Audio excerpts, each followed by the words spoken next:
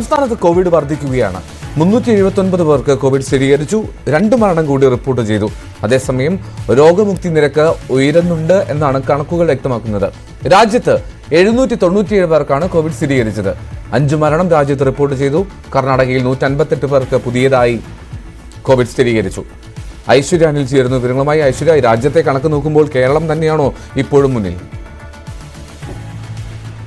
എൽദോ, രാജ്യത്തെ കണക്കുകൾ പരിശോധിച്ചാൽ സംസ്ഥാനം ഇപ്പോഴും മുന്നിൽ തന്നെയാണ് നിൽക്കുന്നത് കോവിഡ് കേസുകളുടെ കാര്യത്തിൽ. പക്ഷേ ഈ രോഗമുക്തി നിരക്കും അതേ രീതിയിൽ ഉയരുന്നുണ്ട് എന്നുള്ളതാണ് ആശ്വാസകരം. സംസ്ഥാനത്ത് കഴിഞ്ഞ 24 മണിക്കൂറിനിടെ 379 പേർക്കാണ് കോവിഡ് സ്ഥിരീകരിച്ചത്. 2 മരണം കൂടി സംസ്ഥാനത്ത് സ്ഥിരീകരിക്കുന്ന സാഹചര്യമുണ്ടായി. ഒപ്പം രാജ്യത്ത് 797 പേർക്ക് കോവിഡ് സ്ഥിരീകരിച്ചിട്ടുണ്ട്. 5 സംസ്ഥാനങ്ങൾ, അതായത് രാജ്യത്തെ കോവിഡ് കേസുകൾ ഏറ്റവും കൂടുതലുള്ള 5 സംസ്ഥാനങ്ങളിൽ ഏറ്റവും മുന്നിൽ നിൽക്കുന്നത് കേരളം തന്നെയാണ്. തൊട്ടു പിന്നാലെ കർണാടകവും ഒപ്പം കർണാടകയും മഹാരാഷ്ട്രയും ഉണ്ട് എന്നുള്ളതാണ്. ഏതായാലും രോഗമുക്തി നേടുന്നവരുടെ എണ്ണവും ഉയരുന്നു എന്നുള്ളതാണ് നിലവിൽ ആശ്വാസകരം.